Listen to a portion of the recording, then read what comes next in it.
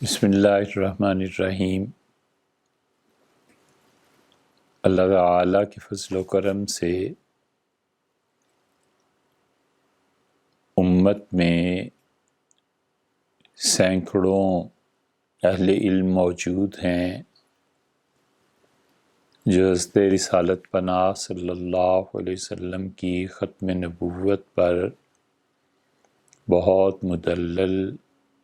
اور بہت پرمغز گفتگو فرماتے ہیں۔ پچھلے دنوں الیکشن والوں نے جو اقلیتی کمیشن ہے انہوں نے قومی اقلیتوں کے باب میں ایک نئی بات شروع کی اور یہ کہا کہ قادیانیوں کو اقلیتوں کے اس بینچ میں شامل کیا جائے۔ اللہ تعالیٰ کا احسان ہے کہ اس پہ ملک میں متعدد افراد نے صحیح موقف اور صحیح چیز بیان کی، اور جس طرح دیگر اہل علم پر عوام کی طرف سے مسلسل سوالات کا دباؤ پڑا، کچھ صورتحال یہاں بھی ایسی ہی پیش آئی اور کچھ مصالح اس بات کی متقاضی ہوئیں کہ ہم اس پہ اظہار گفتگو کریں۔ اگرچہ امر واقعہ اس کے قریب ہے کہ یہ گفتگو زائد از ضرورت ہوگی، اس لیے اسے بالکل نہ سنا جائے، کوئی حرج نہیں۔ جب ایک بات واضح ہو گئی اور اہل علم نے اس پہ اظہار خیال کر دیا تو ہم جیسے نالائقوں کو اس موضوع پہ بولنے کا ویسے بھی حق نہیں ہے کہ کم علمی ہے، اور پھر اس کے بعد تو کچھ جواز بھی نہیں رہتا۔ مگر جو مصلحت اور بعض امور کی وجہ سے بات کرنے کی نوبت آ گئی ہے تو یہ سمجھنا چاہیے کہ 1974 کی تحریک میں جب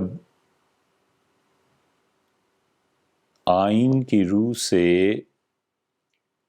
قادیانی حضرات کو غیر مسلم قرار دیا گیا تو اس کے کچھ آئینی تقاضے بھی ابھرتے تھے۔ پاکستان میں حکومت کی طرف سے ایک کمیشن قائم کیا گیا ہے مدتوں پہلے، اور یہ کسی بھی ملک کی قانونی ضرورت ہوا کرتی ہے، اور جو اقلیتیں قرار پائیں ان میں ہندو، سکھ، عیسائی، یہودی، یہ سب لوگ شامل۔ اور جب بھی اقلیتی کمیشن کا اجلاس ہوتا ہے ان تمام مذاہب کے نمائندے آتے ہیں اور حکومت کے سامنے کوئی بھی انہیں شکایت ہو اس کو بھی بیان کرتے ہیں، اور حکومتیں وقتاً فوقتاً ان کے مسائل پر غور بھی کرتی ہیں، اور بسا اوقات ان کے مسائل کو سن کر اس کا حکم تلاش کرتی ہیں اور پھر اس مسئلے کو حل بھی کرتی ہیں۔ جب سے ملک بنا ہے تقریباً اسی وقت سے یہ ایک دستور چلا آ رہا ہے، اور اب یہ بات سامنے آئی کہ اس قومی اقلیتی کمیشن میں آئندہ سے ان لوگوں کو بھی نمائندگی دی جائے جو مرزا غلام احمد صاحب قادیانی کو پیغمبر اور نبی مانتے ہیں۔ چونکہ آئین کی روح سے 1974 میں انہیں غیر مسلم قرار دیا گیا تھا اور آئین کی روح سے وہ اقلیت میں شمار ہو گئے تھے، تو اس لیے انہیں اس کمیشن میں آنا ہی تھا۔ اور اس بات کا احساس اسی وقت جب پیرزادہ صاحب عبدالحفیظ پیرزادہ صاحب وزیر قانون تھے اور جناب وزیر اعظم ذوالفقار علی بھٹو تھے، تو اس وقت ذوالفقار علی بھٹو صاحب نے پہلی مرتبہ اپنی حکومت میں یہ کیا تھا کہ اقلیتوں کا یہ حق بنتا ہے کہ ان کی نمائندگی قومی اسمبلی میں بھی ہونی چاہیے اور ان کی نمائندگی صوبائی اسمبلی میں بھی ہونی چاہیے، اور اس مقصد کے لیے انہوں نے باقاعدہ سیٹس الگ کر دی تھی۔ لیکن قادیانی حضرات نے اسی وقت یہ کہہ دیا تھا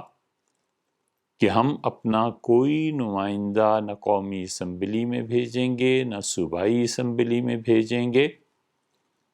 کیونکہ یہ تو اس صورت میں ہو جب وہ اپنے آپ کو کافر اور اقلیت تسلیم کرے۔ آئین کی اس شق کو اور قانون کی اس جزئی کو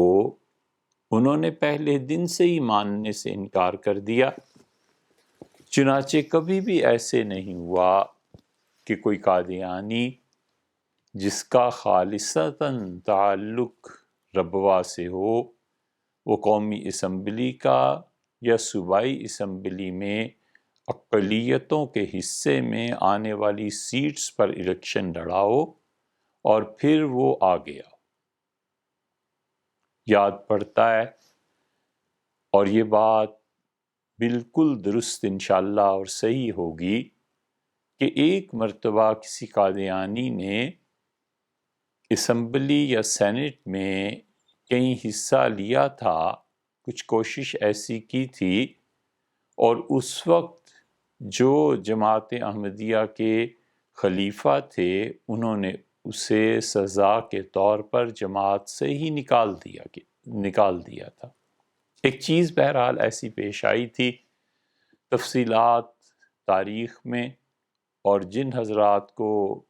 وہ واقعات یاد ہیں ان کے حافظے میں محفوظ ہوگی۔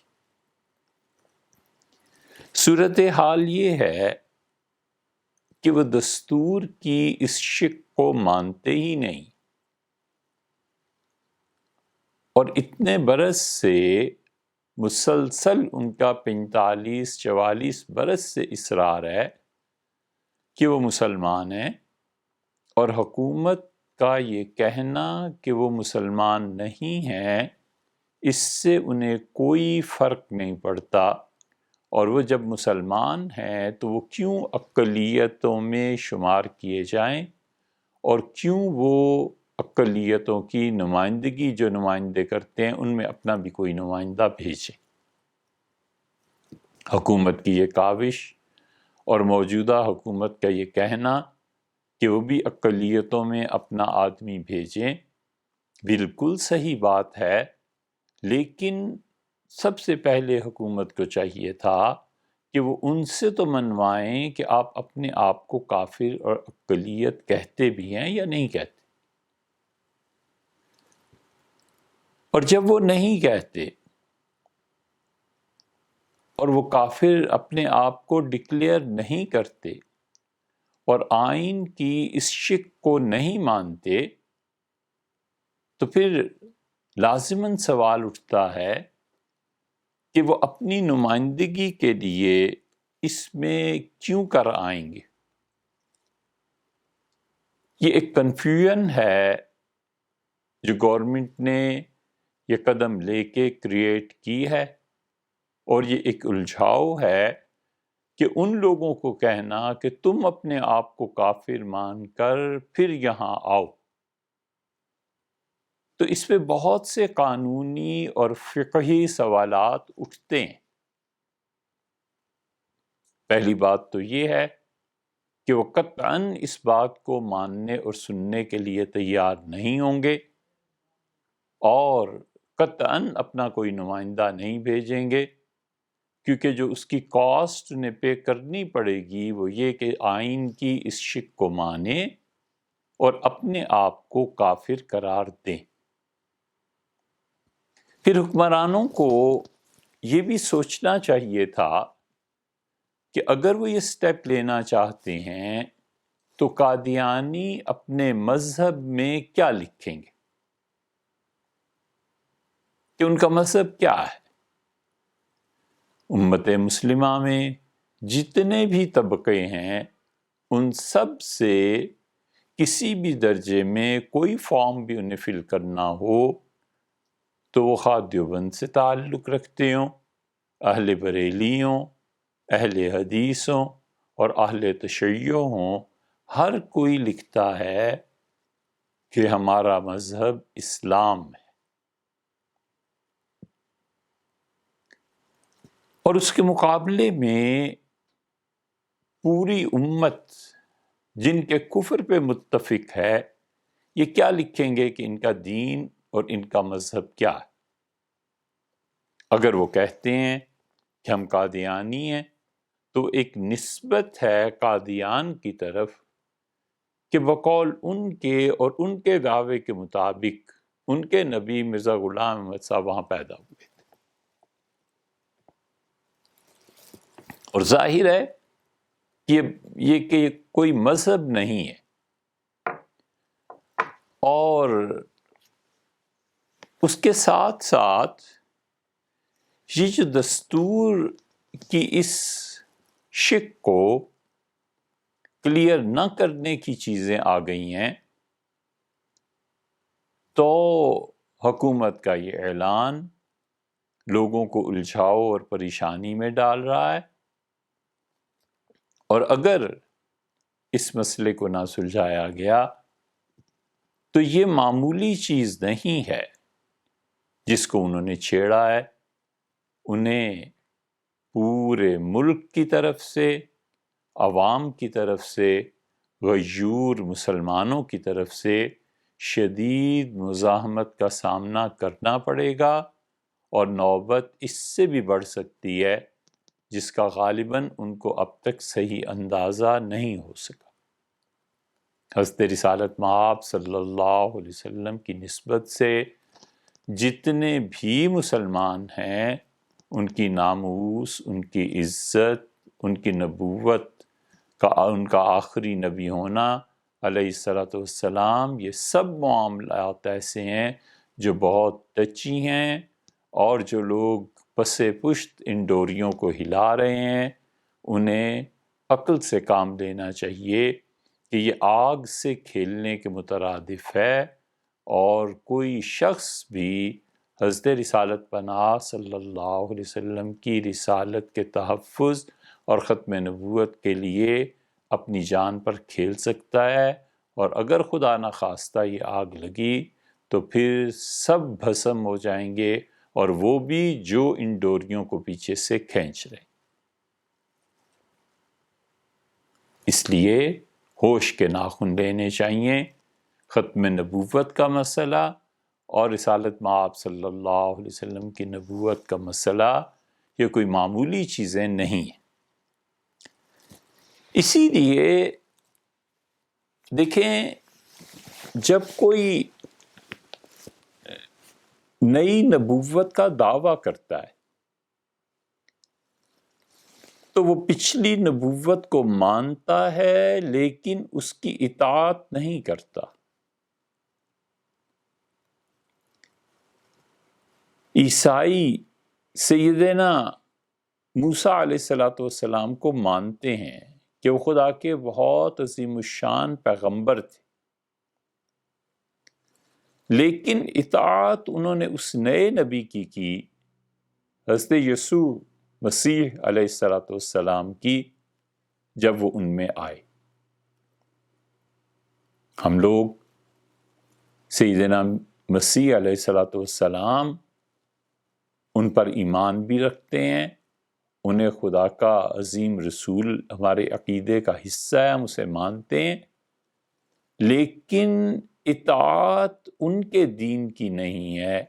اطاعت اس دین کی ہے جو حضور اقدس صلی اللہ علیہ وسلم دے کے مبعوث کیے گئے۔ تو اس لیے نبی ایسی ہستی ہوتا ہے کہ اس کے کہے پر عمل کیا جاتا ہے، اور اس سے کوئی دلیل پوچھ بھی نہیں سکتا، اور وہ کوئی دلیل دینے کا ایسا پابند بھی نہیں ہوتا۔ کوئی رسول ایسا نہیں ہے علیہ الصلوۃ والتسلیم جس کی اطاعت اللہ کے حکم کے بغیر نہ کی جائے۔ اللہ کا حکم ہے کہ جو بھی نبی آئے گا اس کی اطاعت ہوگی۔ ہمارے لیے تمام پچھلے انبیاء علیہ السلام ایمان کے لحاظ سے ان پہ ایمان لانا ضروری ہے، لیکن اطاعت کا مرکز حضرت رسالت پناہ صلی اللہ علیہ وسلم ہے۔ سارے کا سارا ایمان ان کی زبان مبارک ہے۔ انہوں نے کہا کہ اللہ ایک ہے، ہم نے کہا حضرت جو آپ نے فرمایا اللہ ایک ہے۔ انہوں نے کہا کہ میں معراج میں ایسے ایسے گیا تھا، ہم نے کہا حضرت جو آپ نے فرمایا ایک ہے۔ اگر حضرت رسالت پناہ صلی اللہ علیہ وسلم خدا ایک کی بجائے زیادہ تعداد بتا دیتے تو جو انہیں ماننے والا ہوتا وہ انہی کی بات کی پیروی کرتا اور اطاعت واجب ہوتی۔ یہ ایک فرض کر رہے ہیں مثال کو۔ اللہ تعالی نے رسول صلی اللہ علیہ وسلم کی اطاعت کو اپنی اطاعت قرار دیا ہے۔ اب جب لوگوں نے اپنا نبی بدلا یا کسی ایک آدمی کے متعلق کہا کہ جو قادیان میں آئے ہیں یہ خدا کے نبی ہیں، تو اس کا مطلب یہ ہوا کہ ہم حضور اقدس صلی اللہ علیہ وسلم کی اور تمام انبیاء علیہ السلام پر اگر ایمان رکھیں گے بھی تو بھی ہماری اطاعت کا مرکز اب یہ نئی آنے والی شخصیت ہے، پچھلی شخصیت نہیں ہے۔ چنانچہ جو تشریح وہ کریں گے وہ قابل عمل قرار پائے گی۔ تو اس لیے ایک نئی امت وجود میں آ گئی جو اپنے اس نبی کو مانتی ہے جس کا دعویٰ یہ تھا کہ وہ خدا کا رسول ہے اور خدا کا نبی ہے، معاذ اللہ، استغفر اللہ۔ اور ہمارا یہ کہنا اور ہمارا ایمان ہے کہ حضرت رسالت مآب صلی اللہ علیہ وسلم خدا کے آخری رسول، آخری نبی ہیں، اور اللہ نے آخری مرتبہ دنیا سے جو کلام کیا ہے تو انہی کے واسطے اور انہی کے وسیلے سے کیا ہے۔ حضرت صلی اللہ علیہ وسلم پر وحی ختم ہو جانے کے بعد اب کوئی وحی ایسی نہیں ہے کہ یہ کہا جا سکے کہ یہ وہ چیز ہے جو اللہ کو اب مطلوب ہے۔ رسول اللہ صلی اللہ علیہ وسلم پر وہ وحی جو آتی تھی ختم ہوئی، اور نبی کریم صلی اللہ علیہ وسلم خدا کے آخری نبی تھے اپنے زمانے میں، اب بھی ہیں، قیامت تک ہیں، اور ان پر ایمان لانا اس حیثیت سے ضروری ہے کہ اگر کوئی آدمی بھی حضور اقدس صلی اللہ علیہ وسلم کی ختم نبوت پر اعتراض کرتا ہے یا کسی نئے نبی کے آنے کا مدعی ہے یا منتظر ہے یا اس کا عقیدہ ان چیزوں سے ہٹا ہوا ہے تو وہ گمراہ ہے، وہ حتیٰ کہ اسلام کے دائرے سے نکل جاتا۔ جو لوگ مرزا غلام احمد قادیانی کی اتباع اور تقلید کرتے ہیں، جب وہ نیا نبی ایک مانتے ہیں تو اس کا مطلب یہ ہے کہ ایک نئی امت ہے، اور اس کا مطلب یہ ہے کہ وہ نیا نبی جو آیا ہے ان کے نزدیک وہ ان کے لیے اطاعت اس کی کرنا واجب ہے۔ تو یہ چیز تسلیم نہیں کی جا سکتی۔ پارلیمنٹ، قومی اسمبلی اس بات کو تسلیم کرنے کے لیے تیار نہیں ہے کہ حضرت رسالت پناہ صلی اللہ علیہ وسلم کے بعد کوئی نیا نبی آیا۔ سپریم کورٹ بارہا اپنے فیصلوں میں اس کا ذکر کر چکی ہے۔ سول سوسائٹی ان کی چیزیں، ان کی بعض چیزیں چاہے قابل اعتراض ہوں، لیکن سول سوسائٹی کے لوگوں کا ایمان بھی اسی پر ہے کہ حضرت رسالت پناہ صلی اللہ علیہ وسلم خدا کے آخری رسول۔ علماء، دینی قیادت، سب کے سب امت کے علماء اس بات پر متفق ہیں، اور وہ رسول اللہ صلی اللہ علیہ وسلم کی ختم نبوت کے لیے ماشاءاللہ ہمیشہ بات بھی کرتے ہیں اور اس عقیدے کو واضح بھی کرتے رہتے ہیں۔ تو یہ ساری دنیا اسلام یہ ایک طرف اور چند ہزار افراد ایک طرف جو ایک نئی نبوت کے اور اطاعت کے ایک نئے مرکز کے قائل ہیں، تو یہ سب کے سب لوگ ان کی بات نہ سنی جائے اور ان کے عقیدے کو تسلیم نہ کیا جائے، اور وہ چند ہزار لوگ جو اس کے مقابل میں ہیں اور ختم نبوت کے عقیدے کے خلاف ہیں ان کی بات سنی جائے۔ یہ کون سی جمہوریت ہے؟ یہ کون سے اخلاقیات ہیں؟ دنیا کی جتنی بڑی طاقتیں ہیں، اقوام متحدہ ہے، جنیوا کا ہائی کمیشن ہے، انسانی حقوق کی تنظیمیں ہیں، اور بہت سے افراد جو عالمی سطح پر ادارے قائم کر رہے ہیں، ان سب سے پوچھا جائے کہ آپ سارے مسلمانوں کو، پوری امت کو ایک طرف رکھ رہے ہیں اور آپ ان کے لیے شور مچا رہے ہیں جو چند ہزار اور اس امت کے مقابلے میں ایک نئی نبوت کے قائل ہیں،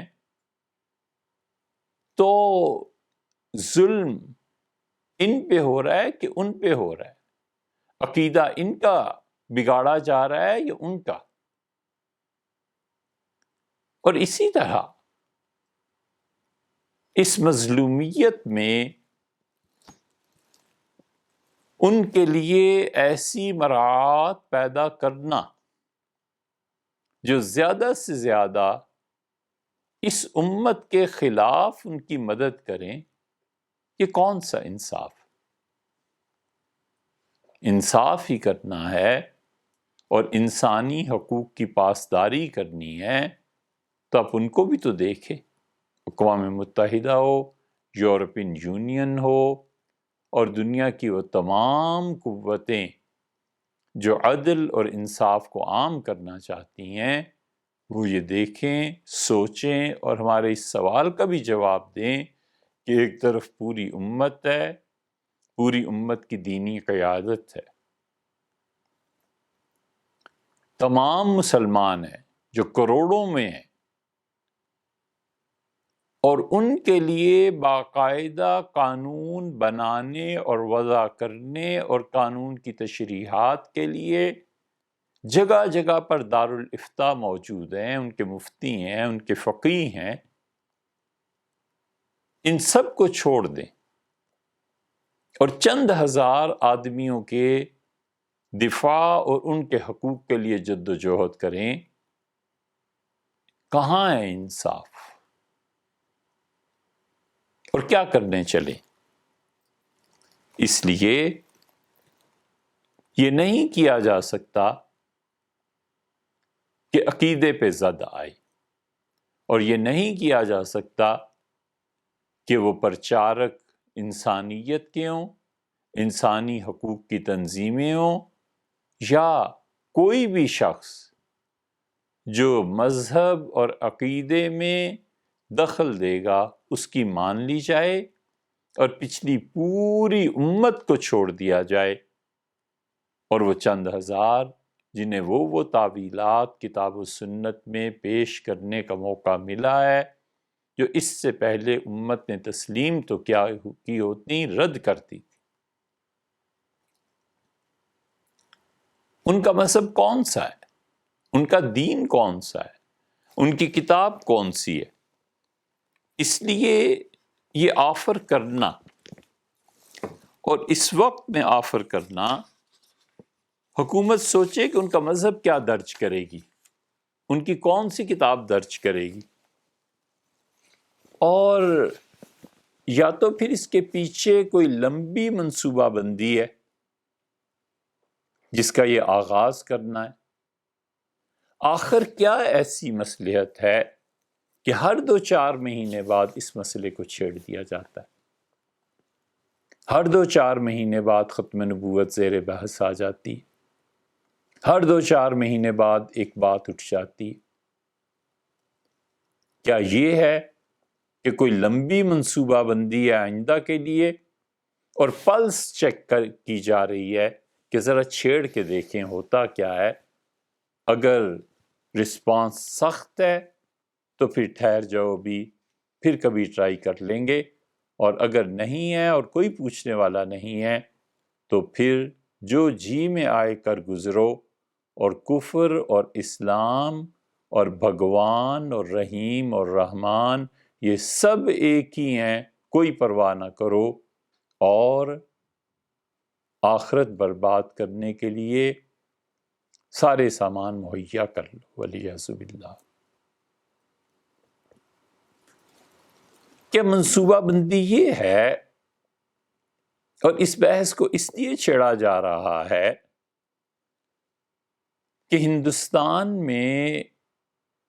مسلمانوں کے ساتھ جو کچھ ہو رہا ہے، اور چائنا میں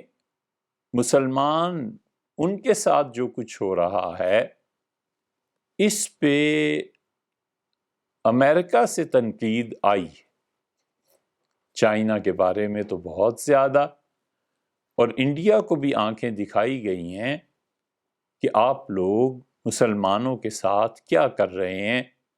اور ہندوستان اس کا جواب دے گا یا دے رہا ہے، یہ ان کا مسئلہ ہے۔ اور یہاں پر یہ ڈر ہے کہ اتنا پیسہ جو آ رہا ہے اور اتنی مدد جو چائنا وائرس کے سلسلے میں آ رہی ہے، اس کی 2 صورتیں ہو گئی ہیں، یا تو جب پیسہ آیا ہے تو دینے والوں نے اس کے ساتھ تھریٹ بھیجا ہے کہ یہ کیا کر رہے ہو، اور تمہارے آئین میں ایسی شے کیوں موجود ہے، اور یا یہ کہ ابھی تھریٹ آئی نہیں اور ڈر ہے کہ آ جائے گی، تو پہلے ہی سے ان کو دھوکہ اور فریب دینے کے لیے اس کو چھیڑا گیا ہے، تاکہ اگر کل کو مدد دینے والے ممالک اس پہ بات کریں کہ تمہارے ہاں انسانی حقوق کی آزادی کے لیے کیا ہو رہا ہے، تو ہم یہ کہہ سکیں کہ جناب دیکھیں ہم نے تو آفر کی تھی اور ہماری آفر انہوں نے ہی نہیں مانی۔ پہلی سوچنے کی بات تو یہ ہے کہ جنہیں یہ جواب دیا جائے گا کہ آفر نہیں مانی، وہ اتنے حالات سے بے خبر ہیں کہ وہ تجزیہ نہیں کریں گے کہ جو آفر آپ نے کی تھی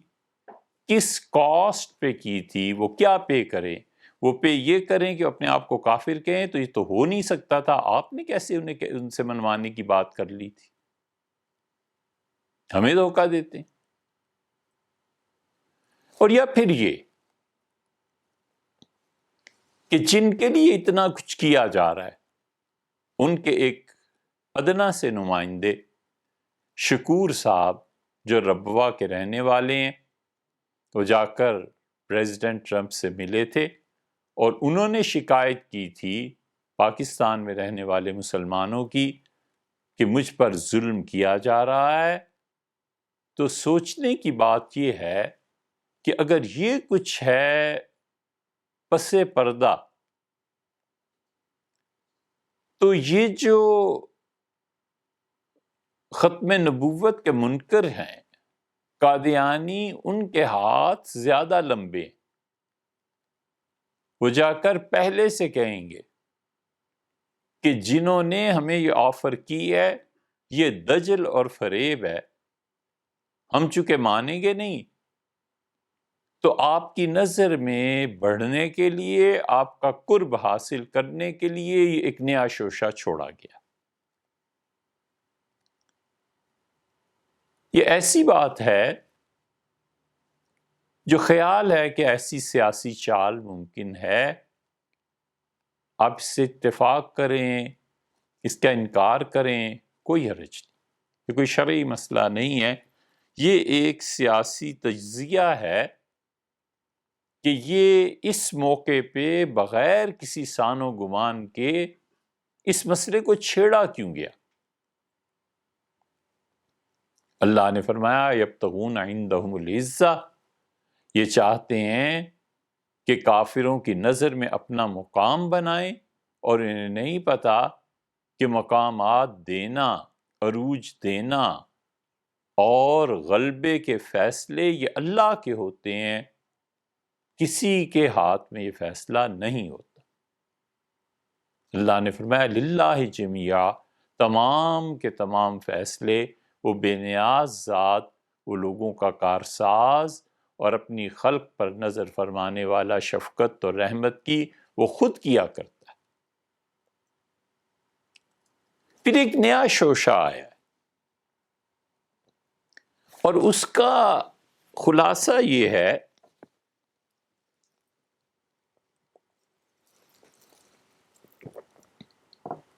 کہ دنیا میں یا تو مسلمان ہیں یا کافر ہیں، یہ جو شوشہ چھوڑ رہے ہیں نا، یہ ان کا موقف ہے۔ وہ کہتے ہیں کہ کافروں کی کیٹیگریز ہیں،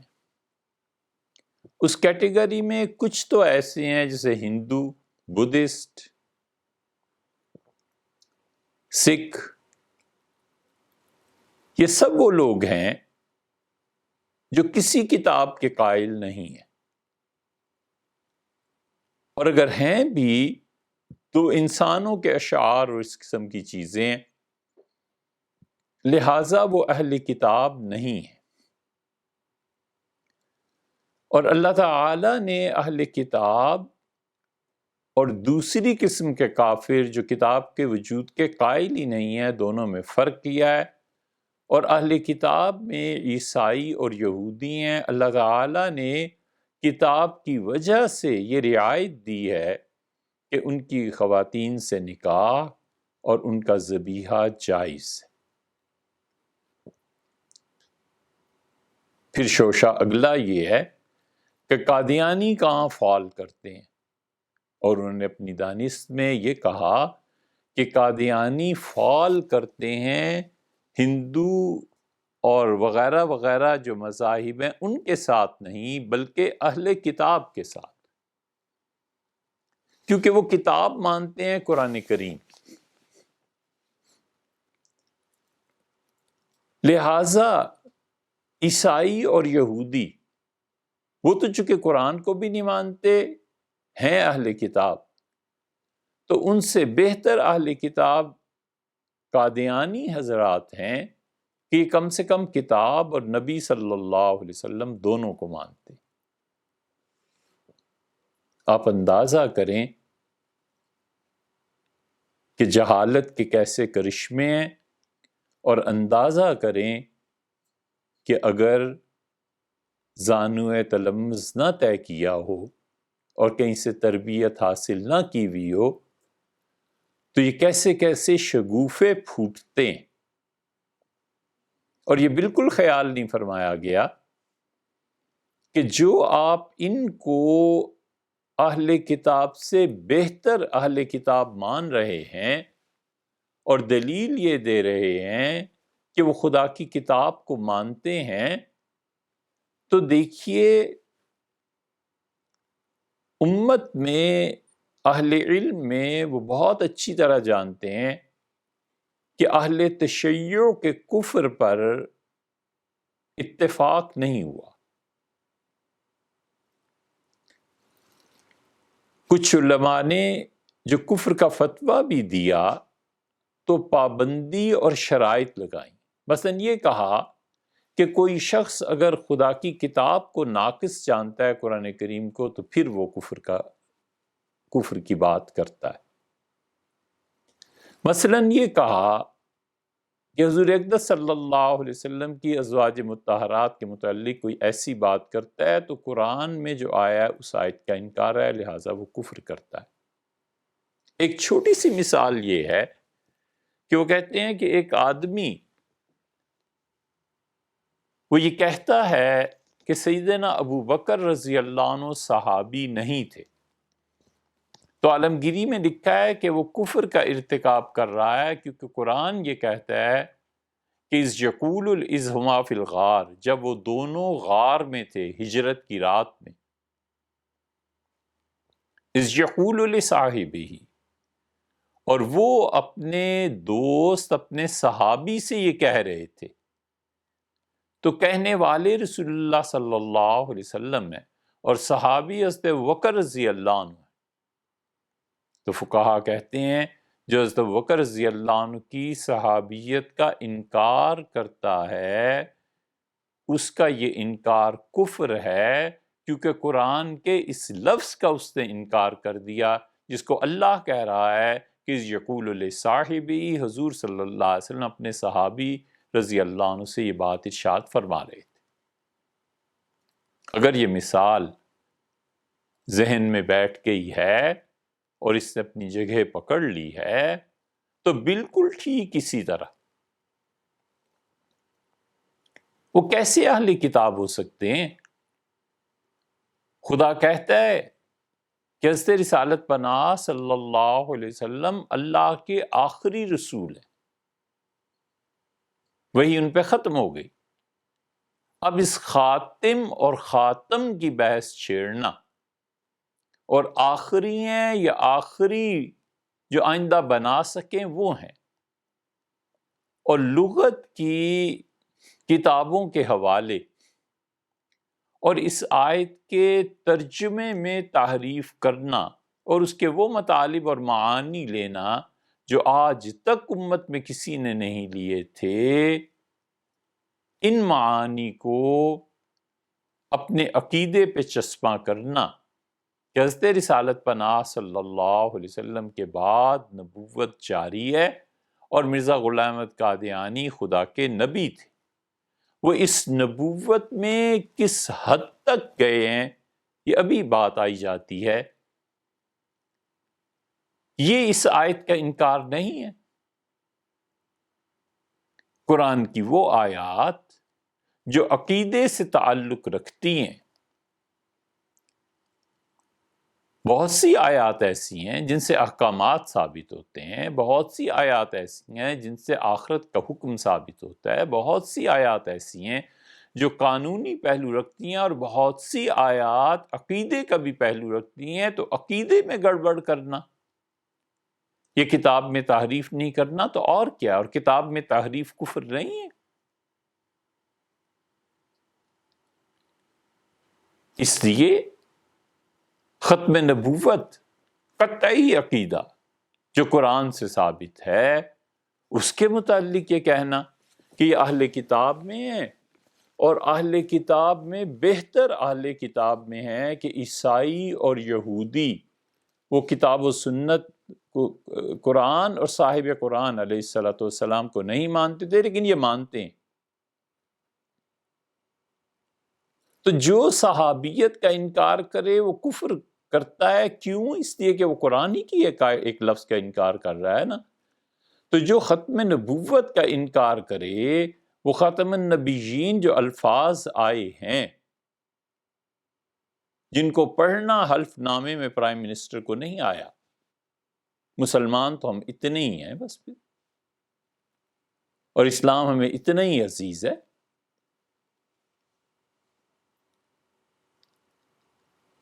اس کے انکار پہ کفر نہیں آئے گا تو کیا آئے گا؟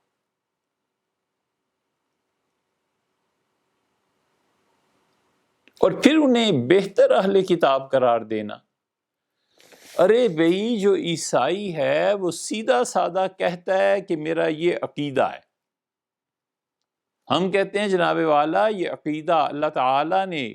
قرآن شریف میں فرمایا ہے کہ وہ کافر ہے، لہٰذا آپ اقلیت میں ہیں.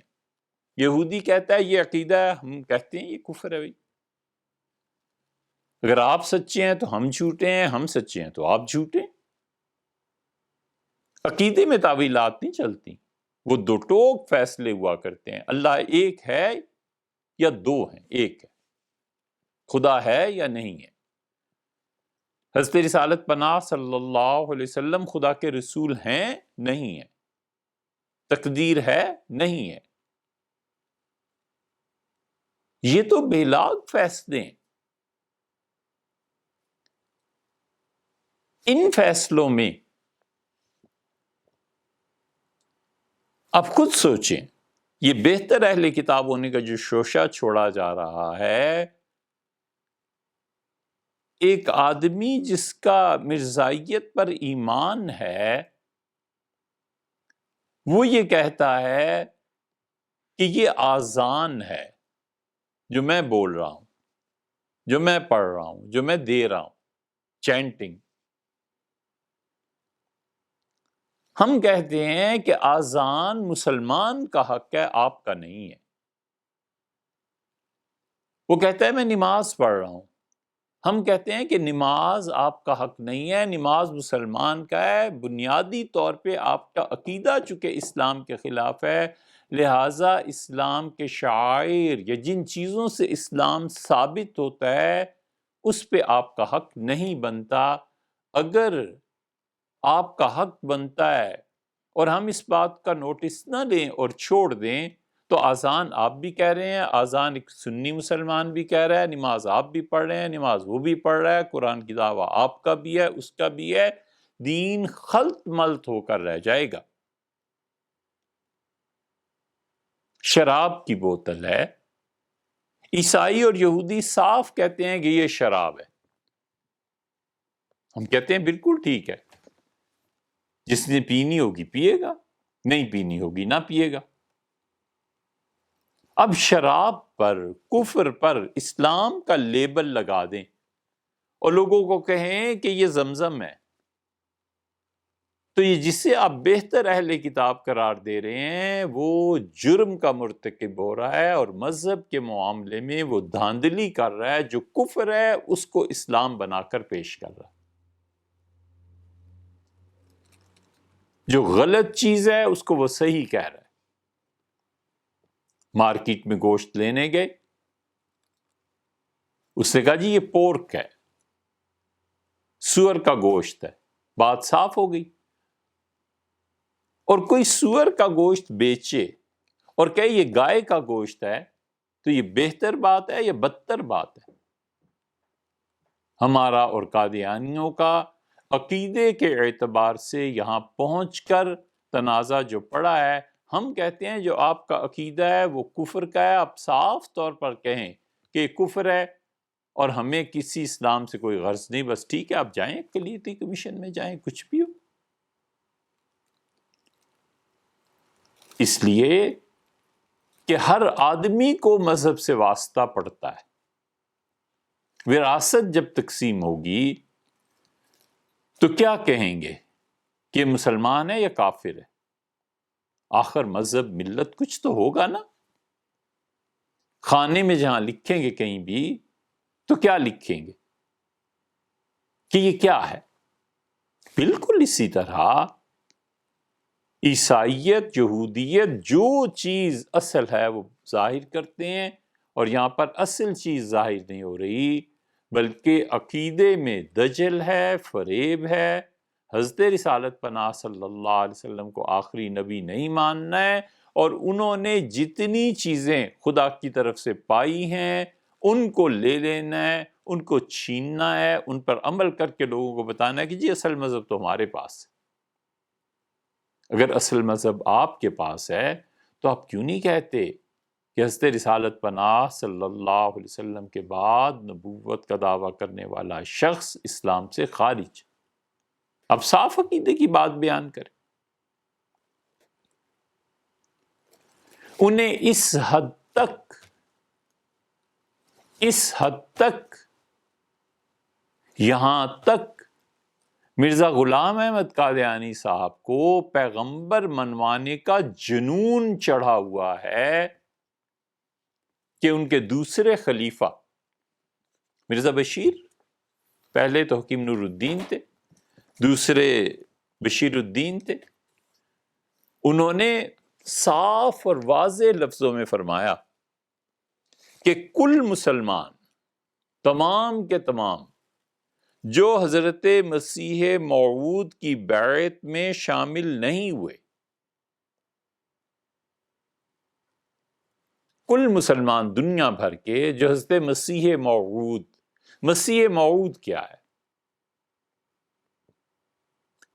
مسیح دو ہیں، ایک دجال مسیح ہے اور ایک سیدنا عیسیٰ علیہ السلام منتظر، وہ ہیں۔ دجال جو مسیح ہے وہ سیاحت سے نکلا ہے کہ وہ دنیا بھر کی سیاحت کرے گا، گھوم جائے گا، اور سیدنا مسیح علیہ السلام کا لفظ مسیح مسح سے نکلا ہے کہ وہ کسی کو چھو دیتے تھے، مس کر دیتے تھے، مسح ہاتھ پھیر دیتے تھے تو وہ ٹھیک ہو جاتا تھا۔ قرآن میں اس کا ذکر ہے، وہ ابرئ الاکمہ والابرص، اور جس کو کوڑ جزام کا مرض ہو جائے یا جو انسان برس پھل بحری کے مرض میں آ جائے، میں اس پہ اللہ کے حکم سے ہاتھ پھیر دیتا ہوں تو وہ ٹھیک ہو جاتا ہے۔ تو مسیح ایک سیدنا مسیح علیہ التسلیم جن پر ایمان اور جن کے ہم منتظر، صلوات اللہ علیہ وسلم، اور دوسرا دجال مسیح جو سیاحت کرنے والا، موعود، پرومسڈ، جس کا وعدہ کیا گیا۔ حضور اقدس صلی اللہ علیہ وسلم نے یہ بار بار فرمایا کہ حضرت مسیح علیہ السلام آئیں گے۔ اب مسیح کب آئے گا، کیا ہوگا، ان تمام احادیث کی روشنی میں جو کئی ایک صحابہ کرام رضی اللہ عنہم سے روایت شدہ ہیں، اہل السنہ کا مسلک صاف اور سیدھا یہ ہے، سیدنا مسیح علیہ السلام کسی زمانے میں تشریف لائیں گے اور اس امت کی اصلاح ان کے ذریعے ہوگی۔ ایک طبقہ وہ ہے جو یہ کہتا ہے کہ سیدنا مسیح علیہ السلام کا انتقال ہو گیا اور وہ نہیں آئیں گے۔ آج کل اس کی نمائندگی جناب جاوید احمد غامدی صاحب فرما رہے ہیں، اور وہ کئی مرتبہ اظہار فرما چکے ہیں کہ سیدنا مسیح علیہ السلام کا انتقال ہو گیا، اور جب پوچھا گیا کہ حضرت یہ جو ساری روایات کتب احادیث میں آئی ہیں اس کے بارے میں کیا ارشاد ہوتا ہے، تو حدیثوں کا انکار کر دیا کہ ایسی روایات اور قصے کہانیاں ہیں۔ سمجھنا چاہیے، کاش کبھی موقع ملے تو ہم اس عقیدے پہ پوری بحث آپ کے سامنے رکھیں کہ ان احادیث کا انکار ممکن نہیں ہے، ممکن ہی نہیں ہے کہ اتنے صحابہ کرام رضی اللہ عنہم کسی باطل اور جھوٹ پہ جمع ہو گئے ہوں، انہوں نے جان چھڑائی، ان کا ان احادیث کا کوئی وزن اور ویلیو ہے ہی نہیں۔ ایک اہل السنہ، انہوں نے ان تمام احادیث کو مانا اور کہا حضرت تشریف لائیں گے علیہ السلام۔ ایک دوسرا طبقہ جن کے سربراہ غامدی صاحب ہیں آج کل، انہوں نے کہا حدیثیں ہی نہیں ہیں۔ چلو چھٹی ہوئی، جڑ کٹی۔